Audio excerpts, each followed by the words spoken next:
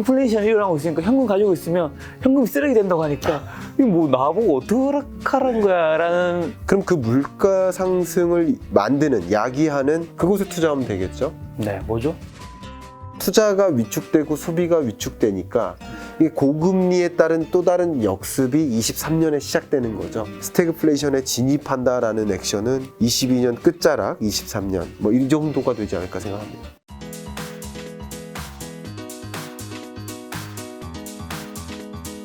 오늘의 책은 긴축의 시대입니다. 긴축의 시대, 뭔가 시대의 전환이 이제 시작된다는 느낌이 드는데 네. 뭐 어떤 의미의 제목인 거예요? 일단 시대적 전환, 정확한 네. 표현이세요. 네네. 그러니까 저는 이제 계속 일관적으로 말씀드렸던 것 중에 하나는 일희일비하는 그런 투자 방식보다는 시대 자체를 규명하고 시대에 걸맞는 투자 방법을 선택했으면 좋겠다. 이게 주요 골자인데요. 아시겠지만 2020년에 팬데믹 위기 왔죠. 그렇죠. 정말 역사상 가장 충격적인 위기. 맞아요. 근데 그때 경기를 부양시키려고 어떻게 했습니까? 돈을 풀었죠. 돈을 풀었죠. 금리를 떨어뜨리고 돈을 풀었죠. 네. 그게 뭡니까? 완화의 시대. 네, 양적 완화. 그렇죠. 그걸 완화적 통화 정책이라 하고 그런 것이 주된 시대를 완화의 시대라고 하고. 근데 이토록 완화적 통화 정책이 집중됐었던 적은 거의 없습니다. 금융위기 때보다도 더 아니에요. 정말 완화의 시대였던 거예요. 근데 이제 시대적 전환이 21년 중반부터 시작되는 겁니다. 네. 테이퍼링 논이 시작되고 우리나라는 금리 먼저 인상하고 이제 금리를 인상하고 유동성을 걷어들이고 양적 긴축을 하고 이런 종류의 통화 정책을 긴축적 통화 정책이라고 하죠. 그러니까 완화적 통화 정책의 시대에서 긴축의 시대로 말 그대로 시대적 전환이 있다라고 말씀드리는 거고요. 네. 그런 관점에서 2020년에 영끌에서 투자하고 뭐 이렇게 하셨다 그러면 2022년에는 그런 투자 방법은 아니다. 2020년에 투자했던 그 공식을 이 긴축의 시대에 적용하면 안 맞는다. 그 해당 숙제를 풀 수가 없다. 지금은 영끌은 굉장히 위험한 부메랑이 될 수 있는. 너무나 위험한 거죠. 네. 예, 그것을 좀 강조하는 의미고 그래서 22년 하반기를 이름하여 긴축의 시대 뭐 이렇게 표현하면 좋을 것 같고요. 예, 그래서 그렇게 표현을 해봤습니다. 아마 오늘 요 긴축의 시대, 요 책을 가지고 인터뷰를 하면 아마 이 시대에 어떻게 살아남을 수 있는지 더 나아가서 우리 자산을 좀 안전하게 어떻게 불릴 수 있는 이야기 그런 것도 좀 있는 거죠. 네, 그렇게. 알겠습니다. 본격적으로 시작하기 전에 그러면 작년에 현금 보유 비중을 좀 늘리라고 말씀을 하셨다고 제가 들었는데 그렇게 작년에 말씀하셨던 근거는 뭐였어요? 근거는 그러니까 저는 2022년 경제 전망서를 냈을 거 아닙니까? 그때 이제 현금 보유 비중을 늘려라. 그러니까 경제 전망의 핵심이 금리예요, 사실은. 근데 결국 이제 우리가 재테크, 자산 관리라는 관점에서 생각을 해보면 결국 우리는 그 돈을, 자산을 어떤 형태로 갖고 있을까의 문제잖아요. 그죠? 좋은 표현이네요. 그죠? 현금이냐, 주식이냐, 부동산이냐, 그 밖에 다른 자산이냐, 그죠? 어떤 형태로 돈을 들고 있을 건가의 문제지, 그 돈이 없어지는 건 아니에요. 근데 중요한 것은 2020년에는 돈의 가치가 급격히 떨어지던 시대고요. 세계적으로 주가가 오르고 세계적으로 부동산 가치가 오르는 거, 자산 버블이라고 불릴 만큼. 그러니까 돈의 가치가 급격히 떨어지는 과정에서 자산 가치가 급격히 올랐던 시대인 거죠. 그러니까 이때는 영끌에서 투자하는 게 맞는 거죠. 근데 2022년은 말 그대로 금리를 인상하는 시대, 돈의 가치가 강해지는 시대, 부채에 의존하면 안 되는 시대, 저축을 늘려야 되는 시대. 그러니까 말 그대로 돈의 가치가 강해지는 시대로 전망을 한 거죠. 이제 긴축적 통화 정책이 시작되는 시대. 물론 작년에 경제 전망서를 낼 때 저라고 러시아 전쟁을 예측할 수는 없었을 거예요. 한국은행도 다 마찬가지. 그렇기 때문에 긴축의 시대로 전환되는 건 전망을 했으나 이렇게 강하게 빅스텝, 자이언트 스텝을 동원할 줄은 몰랐죠. 보통 한번 생각해 보시면 2008년 글로벌 금융위기 때 충격이 있었고 금리 빅컷으로 내렸고 근데 금리를 다시 인상하던 시대를 한번 돌이켜 보세요. 그게 엄청 오랜만이에요. 2015년 12월이에요. 그리고 16년 12월 1년 만에 또 한 번 올려요. 그리고 17년에 들어서 3번 올려요. 18년에 4번. 자, 이 기간이 단 한 번도 빠짐없이 0.25%포인트씩 베이비 스텝이라고 하죠. 그렇죠. 그러니까 긴축적 통화정책 기조로 전환되는 흐름은 매우 완만하게 했었던 거예요. 그 이유는 경기 충격일 때 제로금리 도입했다면 경기가 회복되니까 이제 실업률이나 모든 경기 지표가 금융위기 이전 수준으로 돌아오고 있네. 이제 금리 정상화에도 경제가 알아서 돌아갈 것 같아. 이런 판단으로 금리를 차츰차츰 인상하는 거죠. 그렇게 저도 전망을 했었습니다. 작년까지만 해도. 근데 이 전쟁이라는 것이 등장하면서 원래부터 인플레이션이 우려됐었는데 인플레이션이 우려가 안 되면 금리 인상도 없는 거예요, 사실은. 이따 말씀드린다면. 근데 지금 인플레이션 현상이 그냥 말 그대로 초인플레이션 시대니까 그 초인플레이션 시대에 맞게 그것을 잡기 위해서 긴축 행보가 강해진 거죠. 다시 말씀드리면 돈의 가치의 상승 속도가 예전에 생각했던 것보다 전쟁 전에 생각했던 것보다 더 빠른 속도로 강해지는 거죠. 그런 것이 자산 하방 압력을 만든 것이다. 한번 생각해 보시면 대표적인 예가 삼성전자인데 삼성전자 10만 전자 볼 것이다 라고 기대했던 때 그러면 그 삼성전자 잘하지만 오로지 삼성전자가 잘해서 10만 전자 갈 수 있었을까? 그러면 지금은 반대로 뭐 6만 뭐 이 정도까지 떨어졌는데 그러면 이것은 삼성전자가 못해서 떨어진 걸까? 이 기술적 통계 분석으로 이 해당 주가 지표만 보면 코스피 흐름만 보면 고점 저점에서 이제 사야 돼 담아야 돼 하지만 오히려 생각해 보면 그 10만 원 정도 달성 가능한 그 지점의 금리 그 지점의 경제 여건 그걸 보면 당연히 조성된 거고요. 지금 어떻게 보면 6만 뭐 이렇게까지 떨어진 이런 상황은 삼성전자 실적이 안 좋아서 그게 아니라 대외적인 변수였던 거죠. 바로 금리의 인상인 거죠. 근데 생각했던 것보다 금리의 인상 속도가 가속화된 거죠. 시계가 빨리 도는 거죠. 그렇기 때문에 우리 자산 가치의 변화가 있기 때문에 현금 보유 비중을 오히려 더 늘려야 되는 시간이 된 거죠. 작년 기점에서도 주식할 때 아니고 현금 보유 비중 늘려라라고 말씀드렸다면 지금은 더 그런 시점에 가깝다고 볼 수 있는 거죠. 그러면 지금 삼성전자 얘기해 주시고 그다음에 현금 비중도 얘기해 주셔서 지금 바로 가장 중요한 질문부터 해볼게요. 첫 번째 삼성전자. 원래 후반부에 드리려고 했는데 지금 삼성전자 주가, 삼성전자 기업 어떻게 점검하시고 어떻게 전망하고 계세요? 이 삼성전자 그 자체를 워낙 큰 종목이니까 제가 이 종목만 여쭤볼게요. 워낙 우리나라 그 시가총액에서 상당한 비중을 차지하고 삼성전자 하나의 주가가 이 코스피를 상당 부분 결정짓는 그런 역할을 하기 때문에 20% 차지하지 않나요? 예, 맞습니다. 근데 그것도 비중이 조정이 되고 있죠. 그렇기 때문에 굉장히 중요한 종목이고 저도 이제 삼성전자 자주 갑니다. 우리 바이든 대통령이 다녀갔던 다음 날 그 삼성전자 반도체 공장 갔었거든요. 또 강연하러. 강연도 가고 그 팀장들하고 이제 대화도 하고 이제 뭐 그런 것들이 있어서 갔었는데 그만큼 이제 중요한 이제 기업이라고 볼 수 있는데 근데 지금 1년의 이 주가 하락은 앞에 잠깐 말씀드렸던 것처럼 삼성전자가 잘못해서가 아니에요.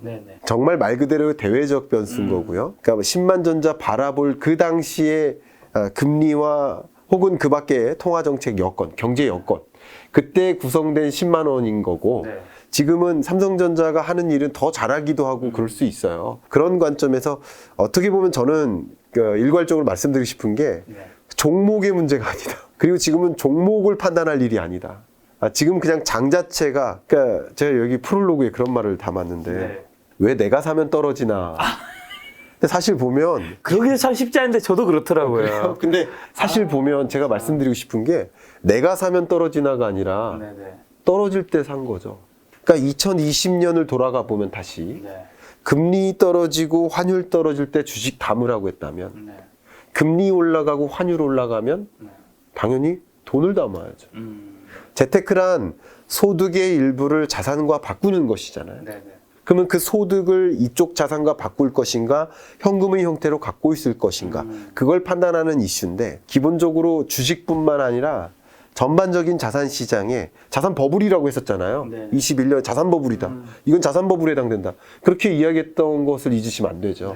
그 버블이 꺼져가는 모습이죠. 풍선을 불었다가 풍선이 쪼그라드는 모습이죠. 이 풍선의 질량은 비슷할 거예요. 공기의 무게를 0이라고 한다면 풍선은 커지고 작아졌을 뿐이지 이 풍선의 본연의 무게는 똑같잖아요. 그러니까 결국은 지금 1년의 이 주가 하락은 어떻게 보면 이 전반에 걸친 이 주식 시장이 놓여 있는 경제 환경에 달려 있는 것이지 그 해당 종목 때문이 아니다라는 것을 좀 강조하고 싶은 겁니다.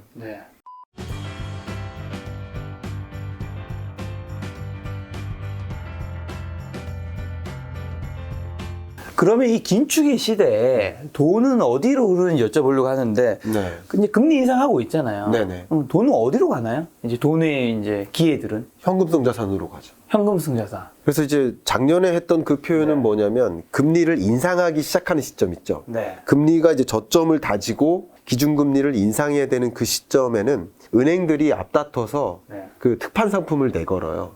왜냐하면 자기 은행으로 예금을 수취하기 위한 일종의 경쟁인 거예요. 그때 그 특판 상품을 이용하는 게 가장 최적의 전략이다라고 저는 생각을 해왔습니다. 그런 것처럼 돈의 가치가 급격히 올라가니까, 그리고 그러면서 자연스럽게 자산시장 하방 압력을 받다 보니까 네. 돈을 이동시키는 거죠. 우리가 이동시키는 게 아니라 그 소위 말하는 금융기관들이, 우리나라 입장에서 외국인 투자자가 돈을 이동시키는 거죠. 그래서 돈의 이동의 첫 번째는 이런 공격적 자산에서 돈을 이탈시켜서 네. 현금성 자산으로의 이동이 일고 있는 겁니다. 그것 자체가 지금 일어나고 있고요. 주식시장 불안하니까 또 파는 거죠. 그런 식으로 현금성 자산으로 이동하고 있는 게 첫 번째고요. 이제 주식도 공격적이지만 가상자산도 굉장히 더 공격적인 투자 시장이잖아요. 그러니까 당연히 하방 압력을 받을 수밖에 없는 거라고 생각하시면 좋겠고요. 두 번째, 돈의 이동이 정말 중요한데, 이 돈의 가치의 그러니까 다시 말하면 미국의 금리 인상 행보, 미국의 긴축 행보만큼 다른 나라들이 따라가지 못하고 있습니다. 그러니까 이게 되게 재밌는 게, 미국이 금리 인상을 단행하는 시점, 가장 근래에는 또 2015년이 있었다고 아까 말씀드렸죠. 그거 말고도 한 4개의 기간이 있었어요. 그 기간 동안 공통된 달러의 변화가 금리 인상을 단행하기 6개월, 180일 전, 그러니까 T0라고 한다면 T-180. 그 지점부터 6개월 동안은 공통되게 강달러가 나왔습니다. 이것은 이번 기간에도 똑같아요. 네, 그렇죠. 그런데 재밌게 T0 이후, 금리 인상을 단행한 이후에는 두 번은 강달러로 계속 가고, 네. 두 번은 약달러로 전환됩니다. 네. 바뀌어요. 근데 이걸 한번 보시면 좋은데, 그게 왜 바뀌는지를 판단하시면 좋은데, 강달러 기조가 계속 유지됐던 거랑 이번이랑 유사합니다. 이게 어떤 면에서 그러냐면, 미국만큼 긴축 행보를 강하게 가져갈 수가 없어요, 다른 나라들은.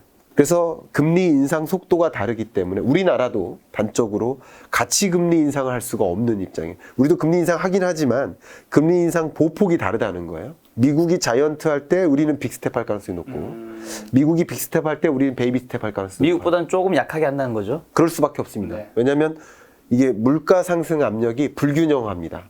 물가 상승 압력이, 미국 같은 게 여러분 다 아시겠지만 뭐 8.6%라는 41년 만에 최고치, 네. 이런 물가 상승률이 그 대표적인 예죠. 그렇죠. 근데 우리나라는 최근 물가 기준으로는 5.4%. 그러니까 이런 숫자로 절대적으로도 차이가 있고요. 또 중요한 게 있는데, 미국도 물론 22년 경제 성장률 자체를 하향 조정하긴 했는데, 조정한 게 1.7%인데, 근데 기존에는 2.8로 봤어요.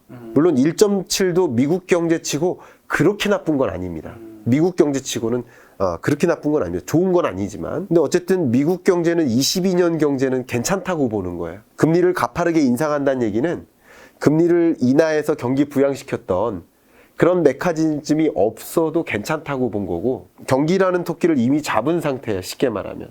그리고 이 물가가 저만큼 달려가니까 그 토끼를 잡으려고 빅스텝, 자이언트 스텝을 하는 거죠. 근데 우리나라는 물가 상승 압력도 그렇게 높지 않게 상대적으로, 그러니까 토끼가 저만큼 달려가지 않고 요 앞에서 달려가는 거고, 다만 우리나라는 이 경기라는 다른 토끼를 못 잡은 상태예요. 2%를 방어하기가 어려울 것 같습니다.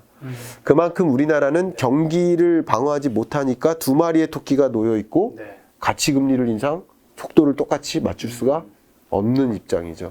그러니까 미국하고는 좀 많이 다르다고 볼 수 있습니다. 이런 식으로 미국이 가장 빠르고요. 영국, 유럽이 그 다음 빠르고, 그 밖에 특히 신흥국들은 굉장히 느립니다.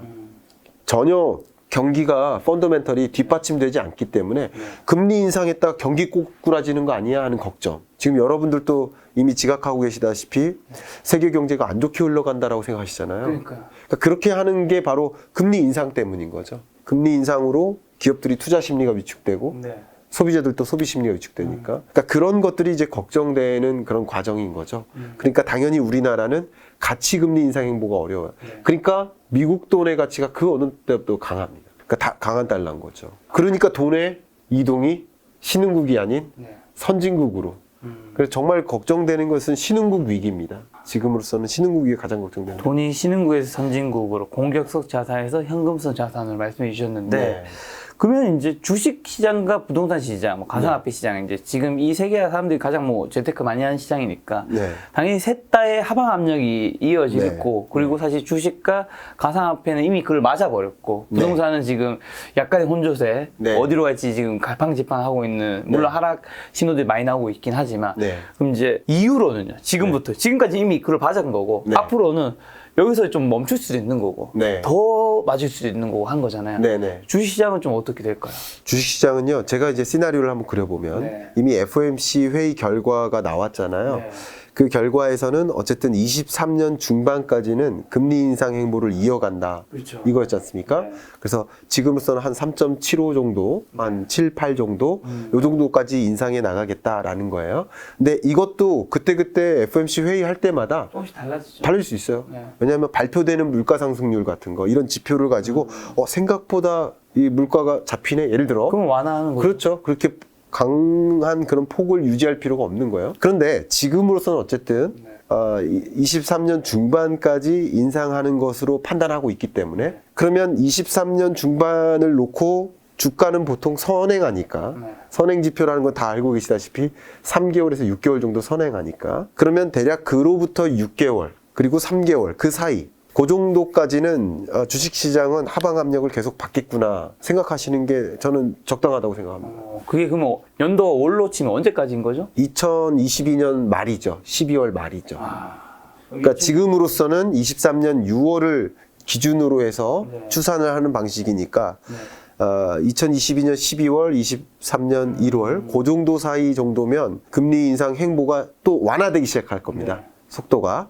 네, 그런 것을 좀 판단하시면 도움이 될 겁니다. 2022년 말까지 그러니까 주가는 이제 그걸 선반영하니까 네. 그때까지 좀 하방 압력 받을 거라고 말씀해 주시는 건데 네. 그럼 지금 이런 상황에서는 주식시장에 이제 뭐 지금 싸졌다고 해서 지금 실장님 멘트는 들어가면 안 된다라는 얘기이신 것 같고 네. 이미 이제 거기에 물리신 분들은 어떻게 해야 되죠? 이게 굉장히 정리를 해야 조심스러운 네. 조심스러운 표현입니다만 네. 그래도 제 의견을 좀 올려보도록 하겠습니다. 네. 똑같습니다. 뭐가 똑같아요? 그러니까 물렸든 안 물렸든 그건 똑같습니다. 네. 그러니까 이게 다른 이제 이코노미스트들하고도 대화 나눠보시면 네. 그 인간이 합리적이지 않다라고 하잖아요. 그렇죠, 그렇죠. 그러니까 우리 주식 투자하는 것도 합리적으로 못해요. 저도 못하고요. 네, 네. 근데 이제 최대한 그 이성을 담아서 말씀을 드려보는 겁니다. 네. 그러니까 우리가 지금 다이어트 하신다고 네, 그러셨잖아요. 맞아요. 그러면 이제 식사하다가 밥이 반 공기 남았어요. 네. 그리고 이미 배가 불러요. 네. 근데 과거에는 어땠어요? 그 남은 밥을 먹었죠. 먹었죠. 아까우니까.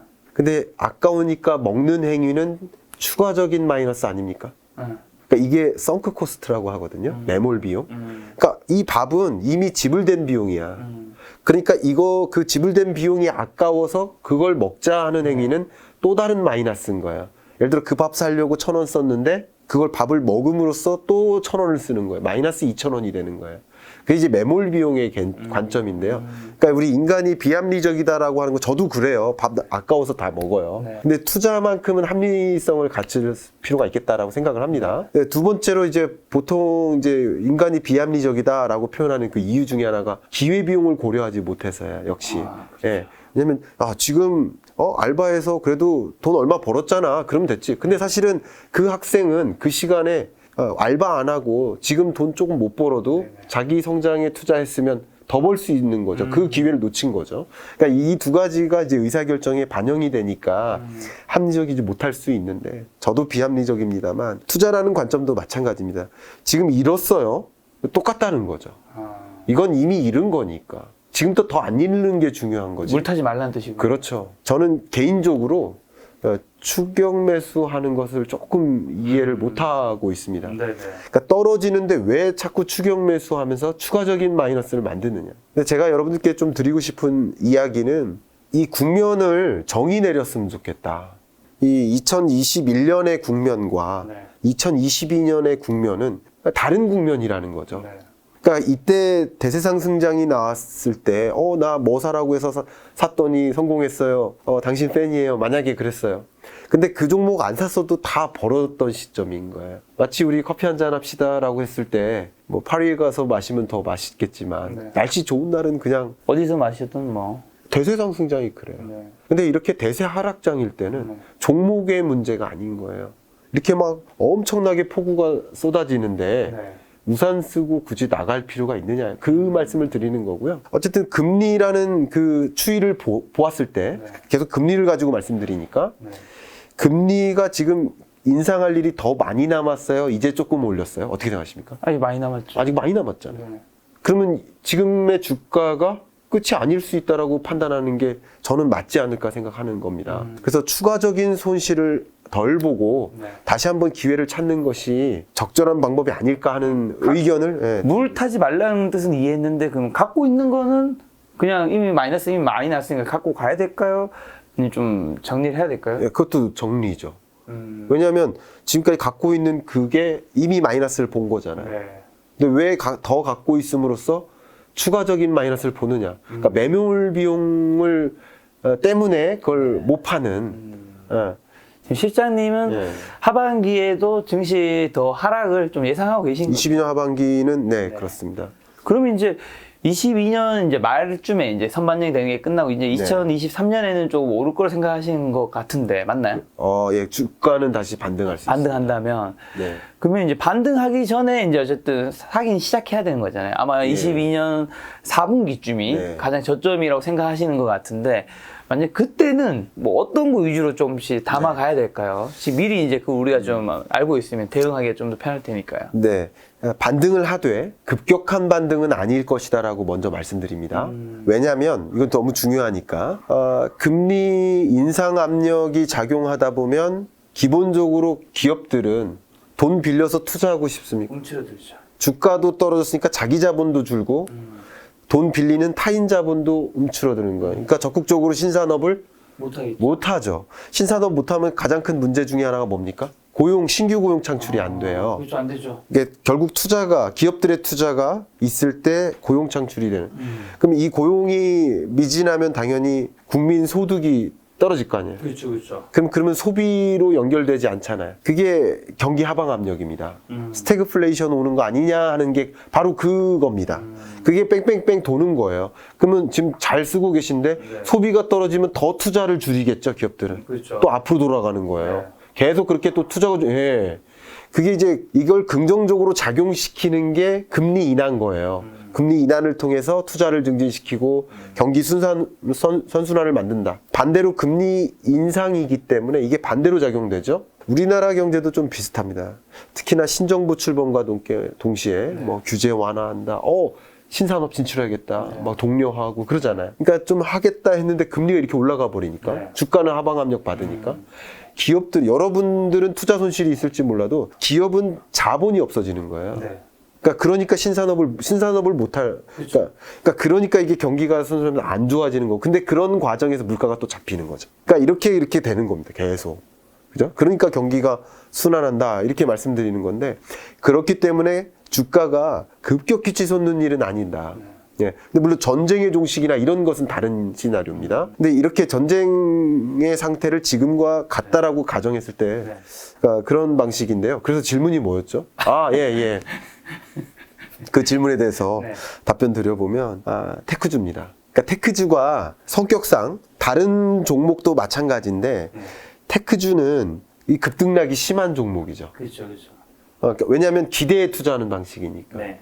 제가 가장 많이 사례를 드는 것이 테슬라인데 테슬라가 매출액 기준으로 10위 안에 당연히 못 들어요. 그런데 매출액 상위 12기업들의 시가총액을 다 더해도 테슬라가 크잖아요. 그럼 이거 왜 그럴까? 실적으로는 당연히 비교도 안 될 텐데 그만큼 미래 가치, 기대, 그죠? 그거에 투자한 거잖아요. 근데 기대에 투자한 만큼 긴축적 행보가 나올 때 돈을 회수해서 현금성 자산으로 이동시키잖아요. 그게 또 역시 테슬라입니다. 그러니까 특히 조정을 많이 받았죠. 테크주들이. 그러니까 쉽게 말하면 조정될 때 조정도 더 많이 받고 상승장일 때 더 많이 상승하는 게 상승과 하락을 이끌어 나가는 게 테크주의 성격입니다. 원래 급등락이 심한 종목이에요. 그러니까 이제 조정되고 나서는 당연히 테크, 예, 테크주로 들어가는 것이 맞겠다고 생각합니다. 부동산 시장은요, 좀 어떻게 지금 네. 굉장히 혼조세잖아요. 네. 실장님은 어떻게 지금 뭐 전국 말고 전국을 하면 좀 시간이 우리가 한계가 있으니까 네. 수도권, 네. 서울, 경기, 인천 기준으로 했을 때만 어떻게 좀 근데 부동산 시장은요, 기본적으로 이 가격 등락이 좀 늦게 작용합니다. 그렇죠, 느리죠. 주가는 오늘 바로잖아요. 네. 금리 인상한데? 근데 생각보다 금리 인상폭이 낮아? 주가 반등. 안 돼요. 막 바로 이렇게 움직이잖아요. 근데 부동산은 그런 일이 아니잖아요. 적어도 보유 기간이 있고. 그러니까 이 부동산 가격의 하방 압력은 작용되고 있지만 그게 조금 늦게 나타납니다. 맞아. 예. 그래서 주식이 보통 한 6개월 선행한다 그러면 네. 부동산은 한 3개월, 2개월 전 선행합니다. 이런 변화를 보시고요. 근데 이제 부동산 가격을 결정짓는 변수가 있는데, 가격을 결정짓는 변수 뭐 헤아리면 뭐 300까지 될지도 몰라요. 그죠? 근데 그 중에 절대적인 영향을 미치는 거 하나가 금리인 거고요. 긴축적 통화 정책 이거 하나인 거고요. 그 다음 하나가 이제 정부 정책인 거죠. 정부 정책이 왜 중요하냐?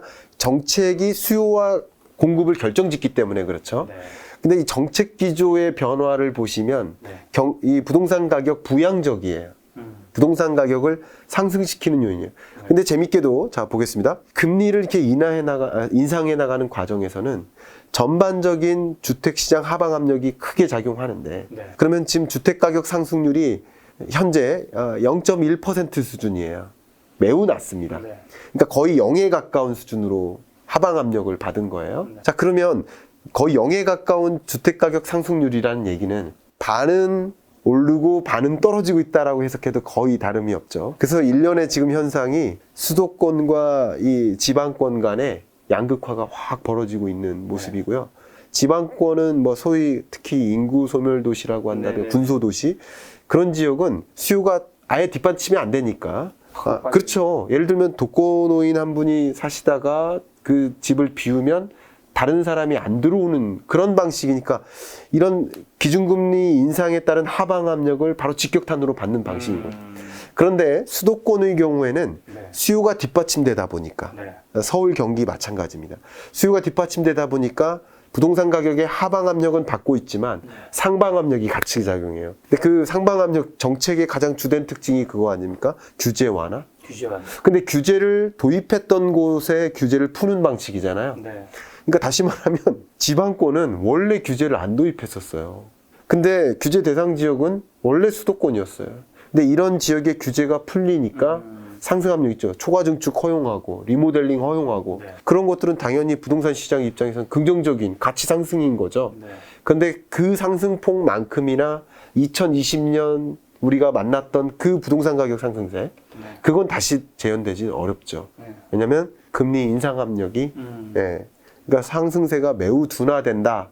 그러니까 떨어진다기보다는 둔화된다. 수도권의 경우에는. 지금 실장님은 수도권은 하락을 생각하시진 않는 것 같네요. 하락을 생각하지 않아요. 아주 약한 상승. 예. 근데 약한 상승이 우리 투자자 관점에 생각해 보시면 이게 어제 샀다 오늘 팔았다는 게 아니잖아요. 세금 문제도 있고요. 더 중요한 것은 물가 상승률이나 금리나 그 밖에 다른 변수들하고 비교해 보면 이것은 떨어지는 거라고 보는 게 맞죠. 제가 그게 아까 말씀드렸던 기회비용의 관점이에요. 그 똑같은 돈을 은행에 저축해 두면 3% 5% 벌어주는데, 그러면 집을 투자했을 때 뭐 세금이랑 이런 걸 다 감안하지 않더라도 집값 상승률이 그거보다 못하면 그렇죠. 좋은 투자 방법이 아니잖아요. 기회비용을 고려했을 때 이건 오르는 거라고 보기엔 또 어렵다 생각합니다. 그래서 추천드리는 영역은 아닙니다.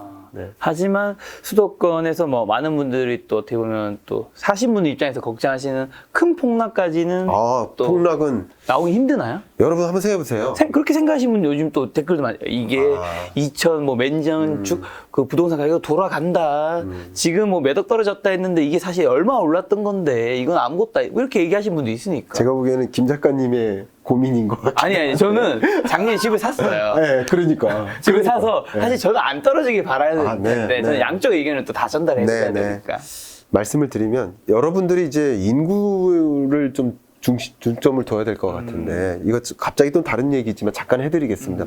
부동산을 판단할 때 인구를 빼고 생각할 수 없잖아요. 네. 근데 인구 감소는 시작됐습니다. 2020년에서 21년 사이에 처음 감소가 시작됐어요. 네. 데드크로스 발생하면서. 근데 인구 증감이 중요한 게 아니에요. 인구가 그렇게 드라마틱하게 줄지 않습니다. 그런데 서울 수도권 인구는 계속 갈짓자나 살짝 느는 행보예요. 결국 지방의 인구가 급격히 줄어서 지방 소멸도시가 발생하고 이런 지역은 그 어떤 것을 동원해도 사실 집값을 잡기가 어려운 거죠. 근데 수도권은요, 이 수요가 계속 뒷받침됩니다. 그래서 이럴 때 긴축적 통화정책 얘기 나오고 그러면 시장이 불안하죠. 그럼 집을 내놓고 싶어요. 네. 근데 작년에 예를 들어서 15억 주고 샀는데 지금 집이 20억이에요. 네. 그럼 15억으로 내려서 팔까요? 아니요. 안 내놔요. 그러니까 하방 경직성이 있어요. 밑으로 안 내려가요.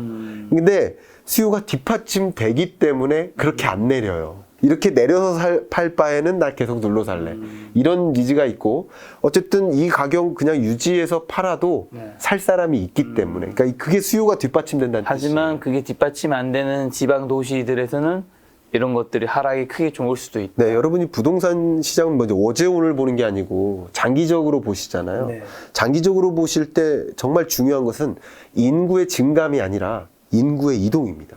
예, 이것은 저의 이야기가 아니라 통계청의 인구 추계에 나옵니다. 2065년 거기까지 전망을 해놨어요. 근데 지방권 인구는 계속 줄어들고 우리가 원하는 바는 아닐지라도 근데 경기권 인구가 크게 늘어요. 서울권의 인구는 살짝 줄을 살짝 줍니다. 네, 살짝 줍니다. 집값이 너무 비싸서 약간 경기로 빠진 것 같기도 하고. 그렇죠. 그래서 이 우리나라의 도시 설계 뭡니까? 서울과 경기도를 잇는 교통선을 짧게 만드는 거예요. 그러니까 교통을 잘 빼곡하게 쌓아놓으면 1시간 걸리는 게 20분 걸리니까 그런 식으로 하면 말 그대로 서울은 그냥 상업 그리고 밑에는 주거 이렇게 양분화되기 때문에 어떻게 보면 이거를 경기로 나눌 거 없이 서울이 커진다 이렇게 생각하셔도 좋아요. 근데 그냥 주거 지역과 상업 시설만 생각해 보면 네. 그 지역을 구분해 보면 이 가치 상승이 어디가 더 높을까요? 그러니까 서울은 그런 면에서 떨어지기가 어렵다는 거죠. 예. 자, 실장님한테 제가 이제 이 금리 인상, 이 시대에 이제 주시장과 부동산 시장 여쭤봤는데, 그러면 이 긴축의 시대에 어떤 준비를 좀 해야 될까요? 그러니까 이게 현금을 가지고 있으시라고 얘기해 주셨는데, 그러면 그냥 현금만 들고 있으면 되는 건지, 아니면, 그래도 주식이 위험하지만, 그래도 뭔가 배당을 받으면서 그걸 버틸 수 있는 배당주 투자를 좀 하든지, 아니면 이 현금으로, 다른, 뭘 사야 되나, 아니면 예금 적금을 해야 되나, 이제. 그렇다고 또, 인플레이션이 일어나고 있으니까 현금 가지고 있으면 현금이 쓰레기 된다고 하니까, 이거 나보고 어떡하라는 거야, 라는 생각이 많이 드는 것 같아요. 요즘 많은 사람들이. 네. 어떻게 어제 그저께 우리 김미경 선생님한테 전화 와가지고 새벽에 네네. 어떻게 해야 되는 거야? 하고 막 그 말하고 거의 유사합니다. 그쵸. 그래서 제가 작년에 현금 보유 비중 늘리라고 했잖아요. 했는데 뭐라고 받아들이셨냐면 현금을 많이 쌓아라라고만 들으셨대요. 저는 그 뜻이 아니라 주식이 아니라 현금으로 주식이 아니라 현금이다라고 말씀드려요. 그러니까 이렇게 하방 압력 받는 기간에는 현금이 낫다. 네. 그렇게 말씀드렸던 거라고 하니까 네. 아니, 소득이 없는데 어떻게 현금 보유하라는 말이야 라고 이렇게 이해하신 경우도 있어요. 근데 인플레이션 시대잖아요. 네. 그 인플레이션 시대이기 때문에 긴축 행보가 강한 거잖아요. 네. 인플레이션이 아니면 긴축 행보가 이렇게 강할 필요까지는 없어요.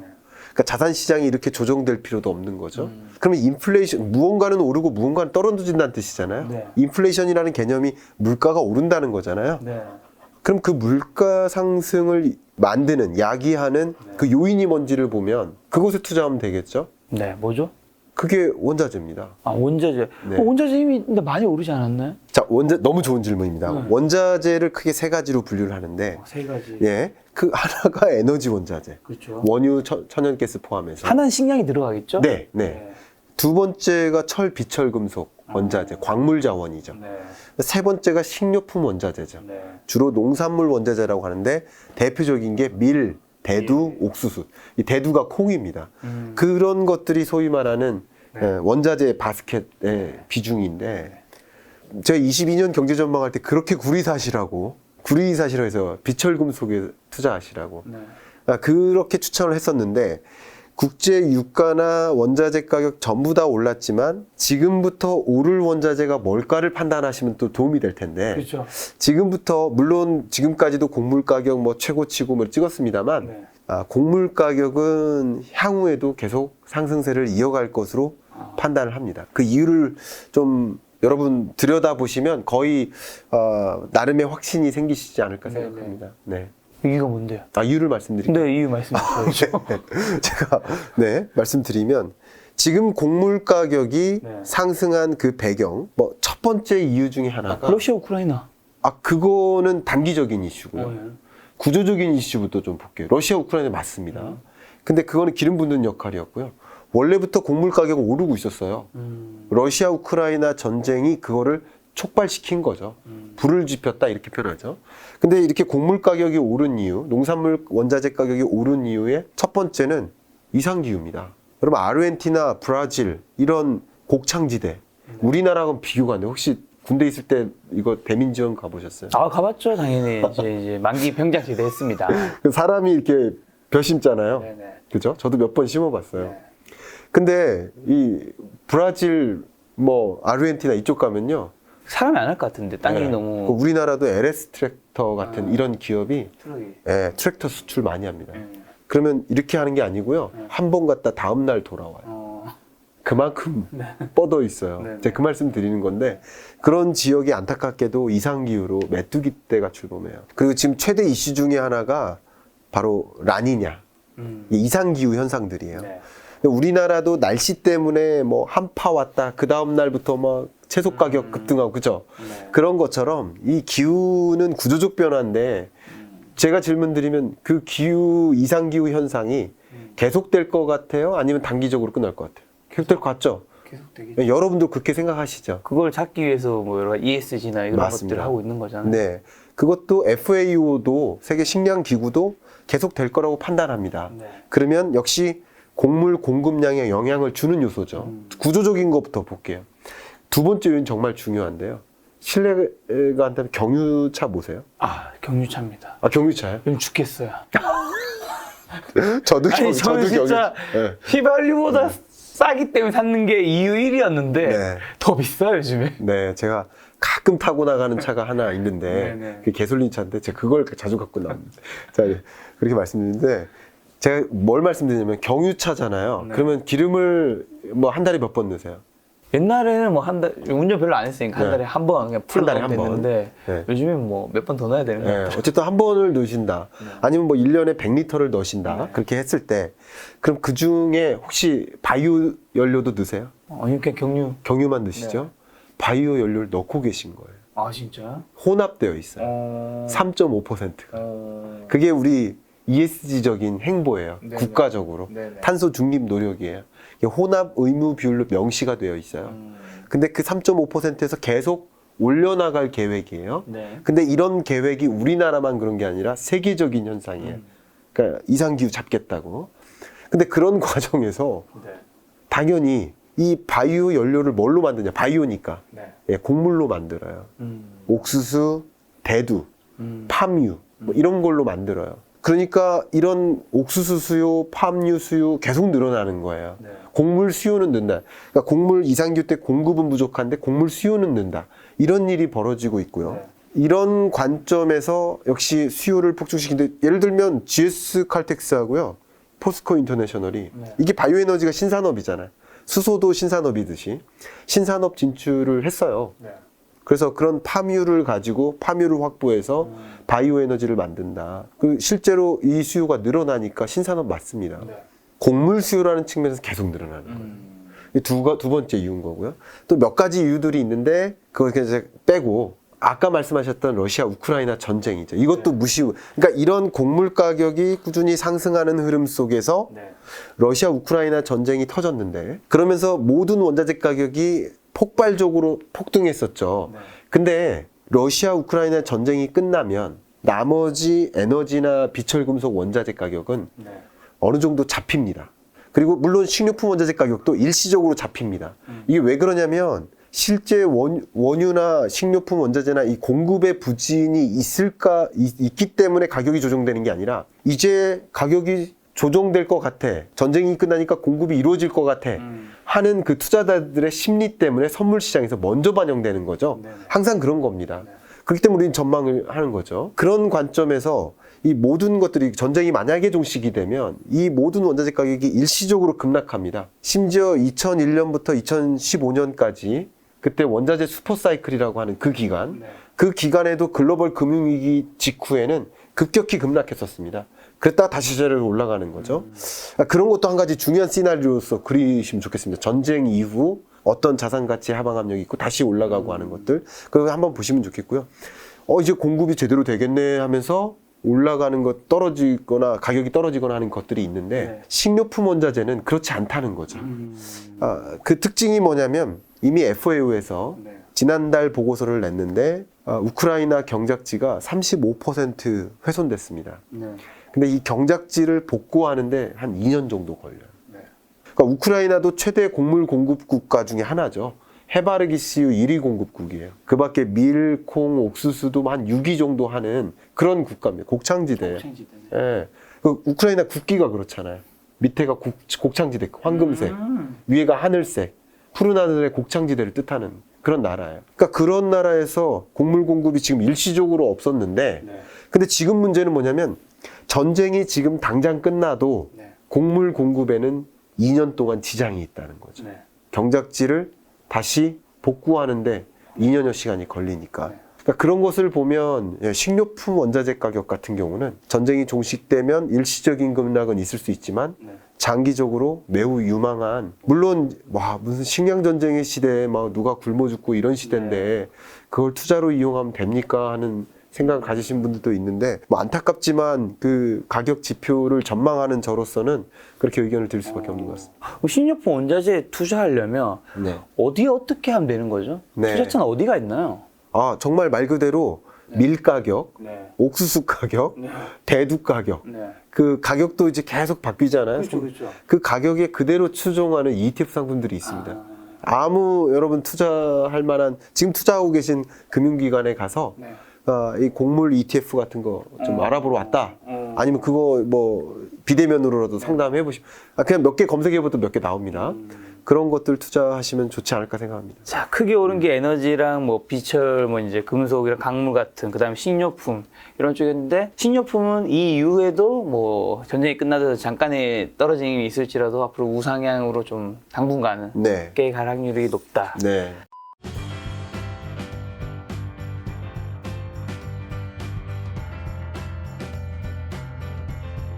자, 방금 전에 그러면 러시아 우크라이나 얘기해 주셨잖아요. 러시아 우크라이나 전쟁 이후 경제는 좀 어떻게 변할까요?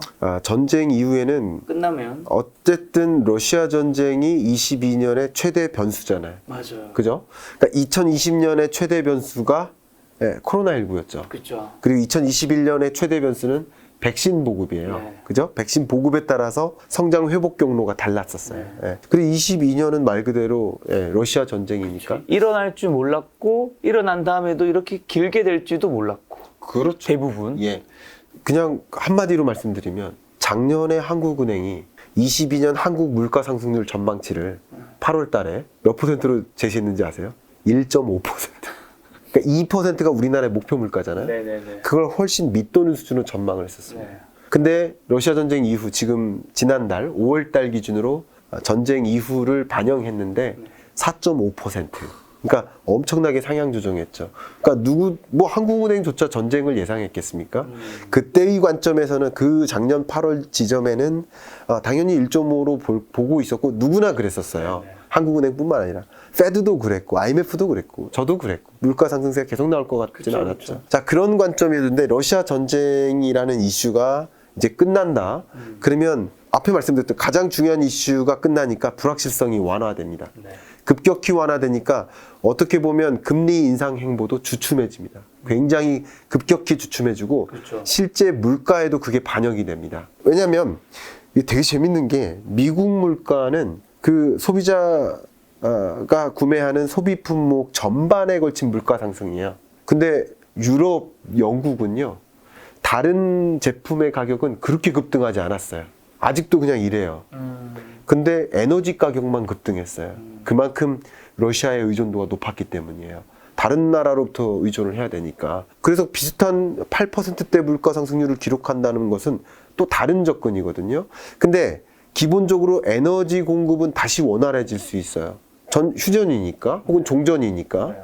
그런 것들은 적어도 에너지 공급이 원활하게 이루어지지 않다 하더라도 선물 시장에서 이 투자자가 이제 원유 공급 제대로 되겠네 하면서 가격이 떨어지는 거예요. 이게 먼저 움직이는 거니까 항상. 그렇게 생각을 해보신다면 이제 물가 상승 압력은 많이 잡힐 수 있겠구나. 네.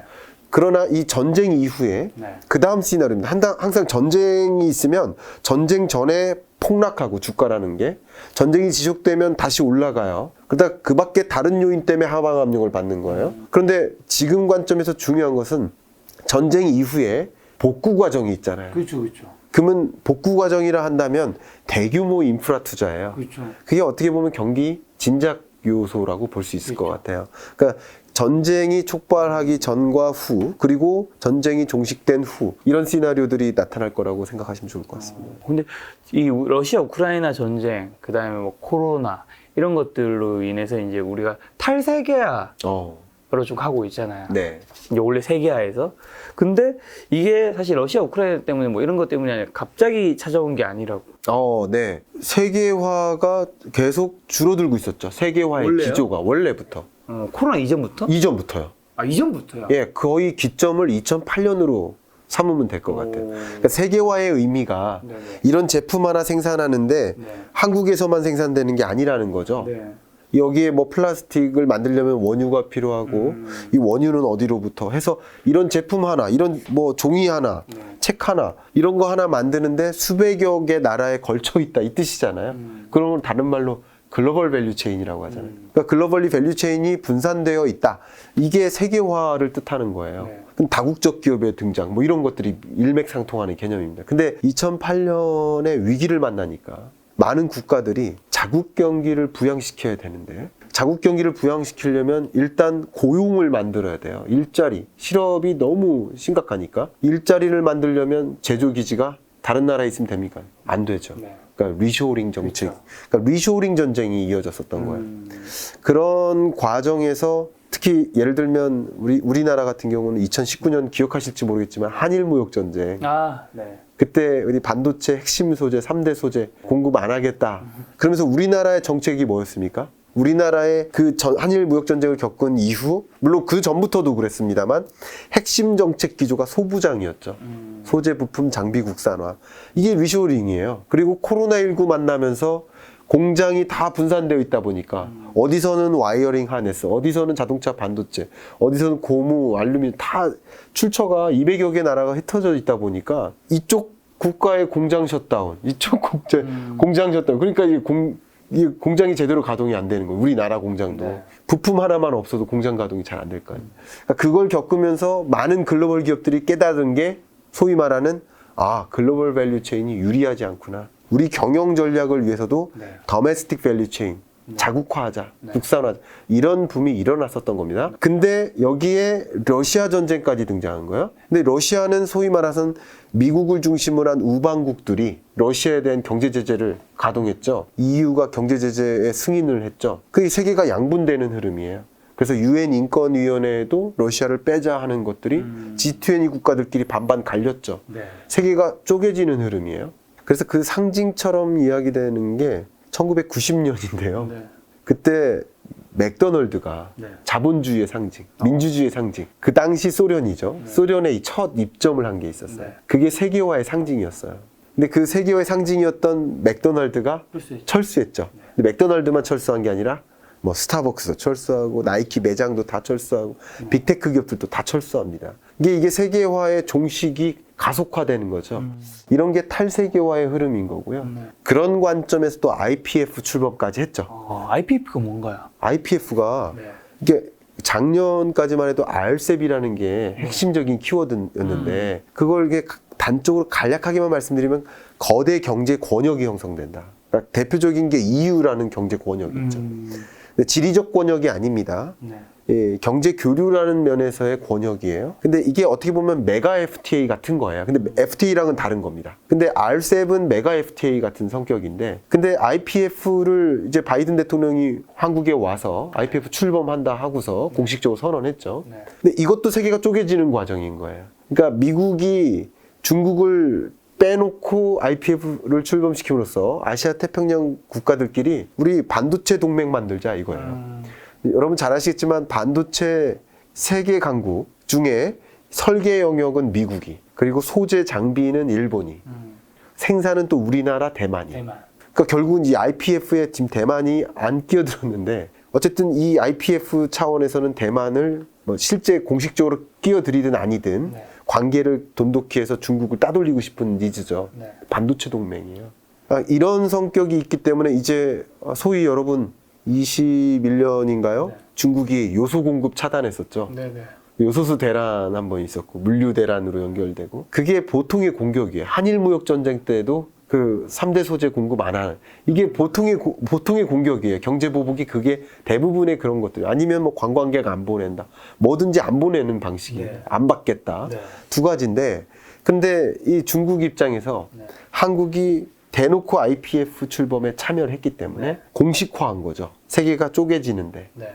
그래서 중국, 러시아, 그 밖에 이제 공산 국가들 네. 진영, 그쪽 진영, 그리고 미국, 유럽, 한국, 일본, 네. 이런 진영 간의 싸움인데, 이것이 만드는 가장, 이게 촉발할 때가 있어요. 이게 촉발할 가능성이 있는 것은 아마 대만을 놓고 싸우기 시작할 때, 네. 22년 하반기에 중간선거 있죠, 미국. 네. 11월. 예, 그리고 중국도 공산당 회의 있죠. 중간선거 성격이 것이죠. 그렇기 때문에 이제 대만을 놓고 격돌할 가능성이 굉장히 높아지는 상황인데 삼엄해집니다. 그런 관점에서 그러면 중국의 보복이 있을 수 있고요. 네. 그러면 우리가 요소 공급이 안 됐을 때 다른 나라로 수급처를 바꿨죠. 그러면 아무 일 없지 않느냐가 되는 게 아니라 일시적으로도 물가를 자극하죠.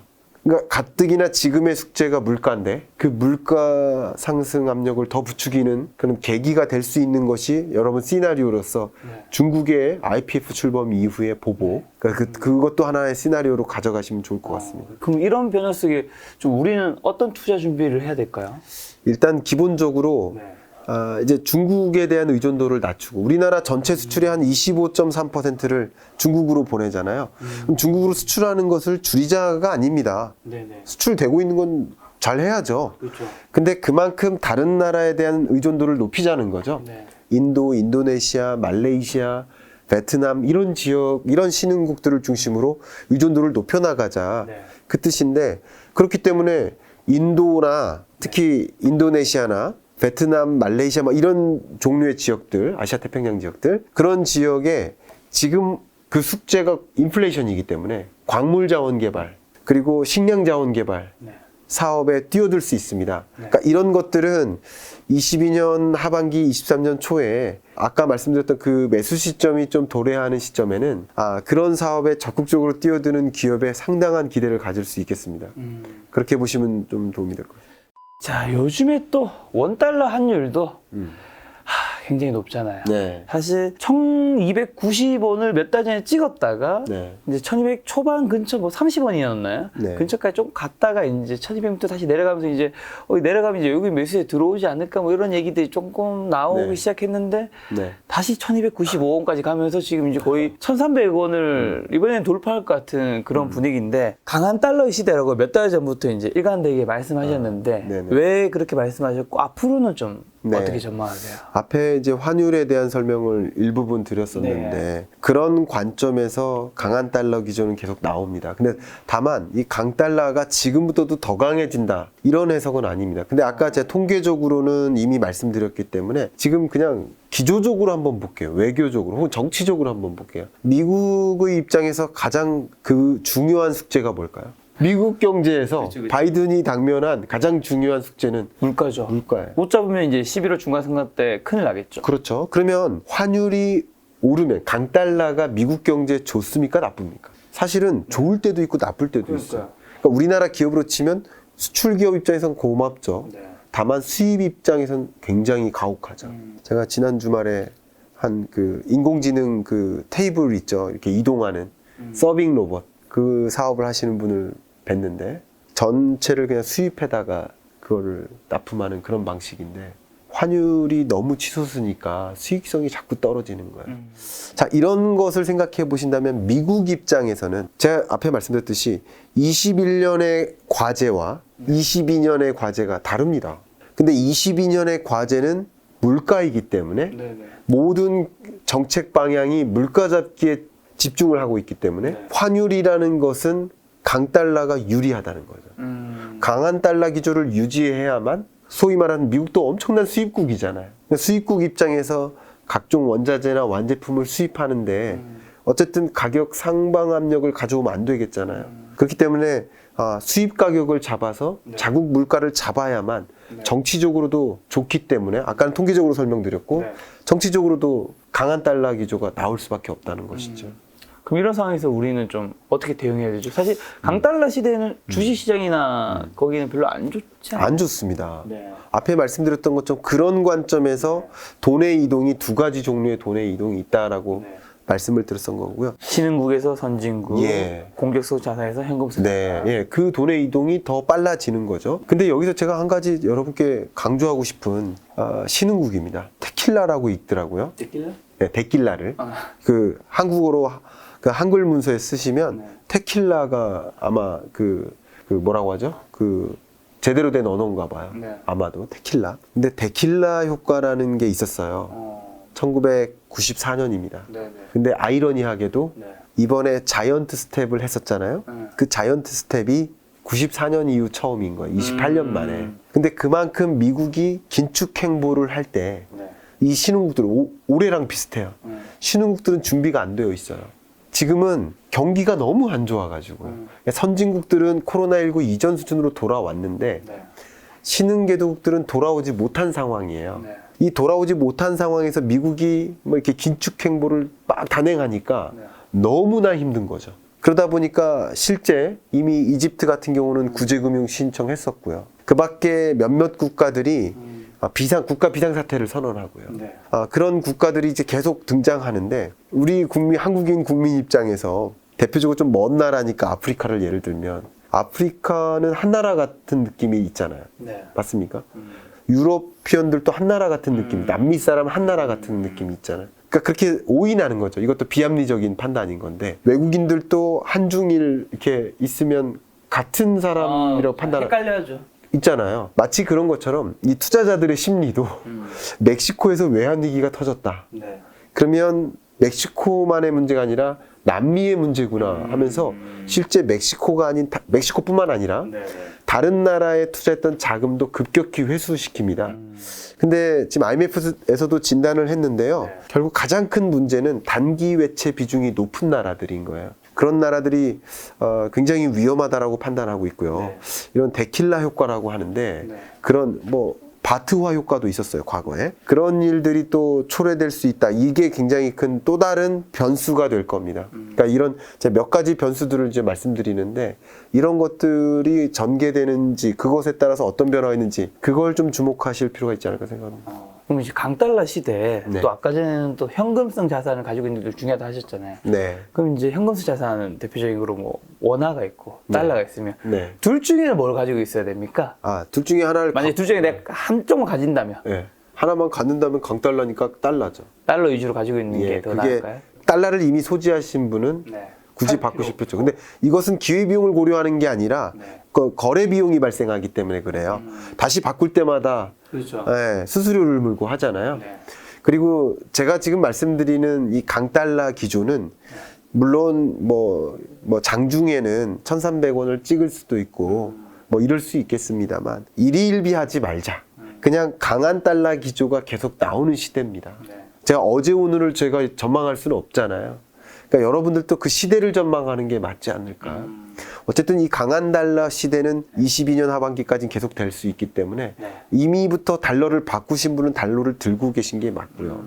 근데 지금 이미 달러가 강해진 상태에서 원화를 달러로 지금 바꿀 필요는 없다라고 생각을 하는데 굳이 둘 중에 하나를 갖고 있어야 된다. 다시 바꿀 일이 없다. 그러면 달러가 당연히 유리하다라고 생각을 합니다.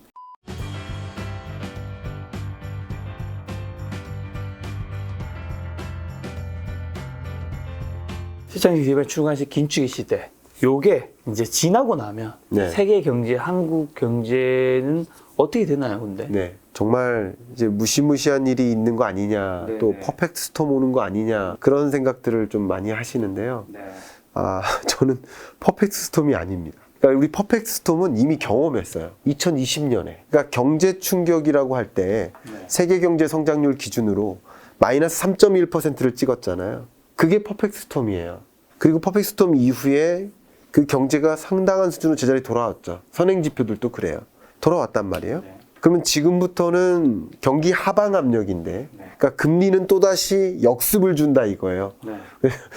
챕터에는 제가 반항하는 경제라고 이제 표현을 했는데, 경제의 역습을 받는 거죠. 그러니까 애써 경기가 나름 진작이 됐는데, 경기 진작도 유동성 때문에 된 건데, 또 반대의 유동성 문제 때문에 다시 역습을 받는 그런 기조이기 때문에 경기가 꺾입니다. 그러니까 소위 말하는 스태그플레이션이 우리는 그 시대를 진입하게 된다. 이렇게 볼 수 있을 것 같아요. 그게 언제쯤일까요? 지금 우리나라는 스태그플레이션 초입이라고 저는 생각을 하고 있고요. 지금이 작년 11월 달에 제가 국민일보 칼럼을 썼던 그 칼럼의 제목이 체감적 스태그플레이션. 그러니까 정의상 스태그플레이션은 아닌데 여러분들의 체감상으로는 이미부터 그때부터도 물가도 높고 러시아 전쟁 전부터도 소득은 별로 안 느는 것 같아. 이게 체감적인 스태그플레이션이거든요. 근데 체감이 아니라 체감적이 빠지는 말 그대로 스태그플레이션. 지금은 초입에 해당되고 말씀드리겠고요. 초입이고 본격적으로 시작되는 거는 23년입니다. 23년.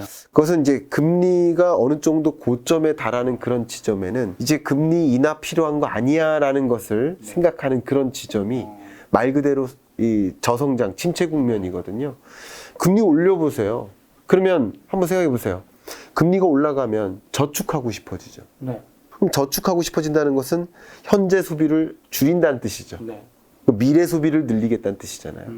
저축의 정의가 그런 것처럼 현재 소비가 줄어요. 기업들도 투자를 적극적으로 단행할 수가 없어요. 돈 빌리는 비용이 너무 비싸니까. 그러니까 투자가 위축되고 소비가 위축되니까 이게 고금리에 따른 또 다른 역습이 23년에 시작되는 거죠. 그렇게 경기 하방 압력으로 계속 작용할 거고요. 그래서 미국도 이미 23년 전망이 1.7%인데 지금의 관점에서 1.7%니까 그거마저도 하방 압력을 받을 수 있는 소위 이제 스태그플레이션에 진입하는 것은 23년이라고 보겠고요. 지금은 어쨌든 2% 정도, 그러니까 정의상 물가는 어쨌든 고물가, 저성장이라는 말, 경기 침체, 이거는 1%대 경제 성장률이라고 보여져요.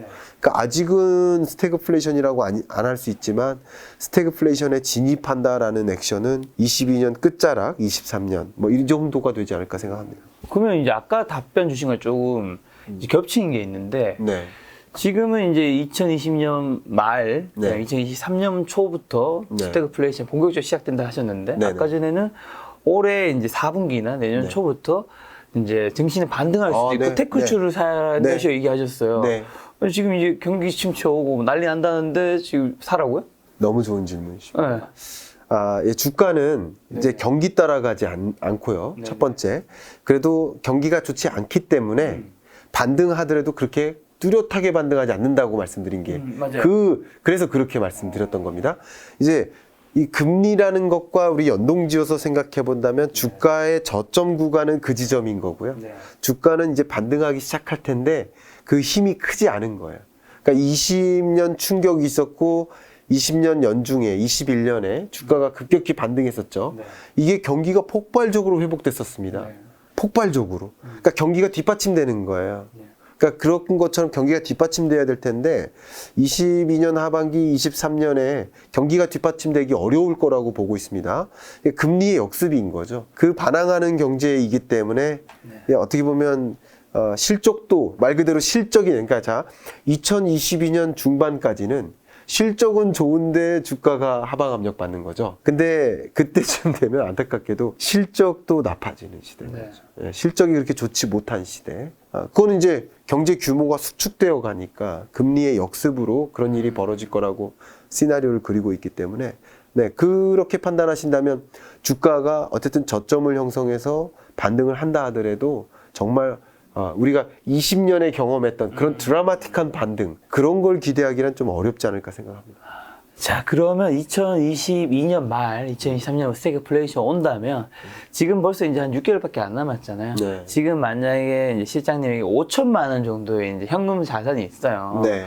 이제 그러면 요거를 어떻게 조금 이제 분산을 해놔야 될까요? 네. 아까 뭐 곡물도 얘기해 네. 주셨고 현금도 네. 보유한다 얘기해 주셨는데 한번 네. 정리하는 거죠, 이게. 그럼 전 지금 시점에는요, 네네. 앞에 말씀드렸었던 것처럼 현금으로 갖고 있다가, 올 현금으로 갖고 있다가, 이제 금리가, 이제 FOMC에서 계속 발표하니까, 기준금리의 고점 형성 구간이 이 정도 될 것이다라고 이제 판단을 거의 명확히 내릴 때쯤, 그때쯤 주식으로 갈아타는 게 좋을 것 같고요. 그리고 특히 이 와중에 주식으로 갈아타는데, 이 와중에 만약에 전쟁이 종식이 된다. 네. 또 빨리 갈아타나요, 그러면? 전쟁이 종식되면 대략 한 일주일 정도 원자재 가격이 급락합니다. 그때 이제 원자재로 바꿔야죠. 그 원자 중에서 특히 왜냐면 식료품 쪽. 예, 원자재라는 영역은 제가 말씀드렸듯이 대세 상승의 영역인데, 모든 원자재가 아니라 신품 원자재가. 네네. 그런데 전쟁이라는 변수에 따라서 일시적인 급락은 있을 수 있으니 지금은 원자재, 신품 원자재 사기가 어렵잖아요. 네네. 그래서 현금을 많이 확보해 놨다가 네, 그런 식으로 포트폴리오를 관리하시면 어떨까? 저 그렇게 의견을 드리고 싶습니다. 실장님은 다 계획이 있군요. 네, 우리가 경제를 늘 보는 사람 입장에서 예, 그렇게 하고, 저번에 주식 뭐 가지고 있습니까? 질문하신 분인데 네. 저도 주식 없습니다. 지금 0입니다. 주식 0입니다. 제가 그렇게 현금 보유 비중은 늘리세요. 작년부터 주식하지 마세요. 요즘 뭐 걱정이 없으시겠네요. 걱정 없습니다. 전 걱정. 걱정 없고요. 지난달에 원유 선물 ETF 팔았습니다. 네네네. 원유 선물 ETF. 네. 지난달에 팔았습니다. 지난달에. 네. 지난달에 얼마일 때 파는 것인 거죠? 아, 괜찮을 때 파신 것 같은데. 괜찮을 때 팔았죠. 저는 2020년 2분기에 그때 샀으니까. 점차 배가 아파오는 거 보니까 이제 꼭 죄송합니다. 보내드려야 될 것 같다는 생각이. 죄송합니다. 정말 민망하네. 예. 자, 그러면 마지막으로 지금 시대에 만약에 이제 실장님께서 이제 20대로 돌아가신다면 네. 투자에 있어서 지금은 이것만큼은 꼭 준비하겠다. 뭐가 있을까요? 마음이 되게 좋아지네요. 네. 근데 20대는 한 반은 젊어지시는 거죠. 제가 20대 아니라고 생각해요. 저보다 조금 더 많잖아요. 근데 20대 분들께는 제가 이렇게 말씀드려서 죄송하지만, 제가 나라 걱정하는 사람처럼 비출까봐 걱정이 되지만, 지금 이제 경제 공부한다 해도 주식 공부하느라고 경제 공부해요. 20대 친구들도 마찬가지, 네. 대학생 친구들도 주식 혹은 투자라는 관점에서 경제를 공부해요. 그렇죠, 그렇죠. 그러면 자기 역량을 개발해야 되는, 자기의 가치를 급격히 올려나가는 시점이 그 시점인데, 네. 오로지 투자에만 관점을 갖고 있다면 네. 우리나라는 어떻게 되나 하는 걱정이 있습니다. 그래서 저는 20대 여러분들은 나에 대해 투자하라. 다른 투자하지 마시고 네. 나한테 투자하라. 자기의 능력을 업그레이드 시키는데 투자하셔라. 이렇게 말씀드리고 싶고요.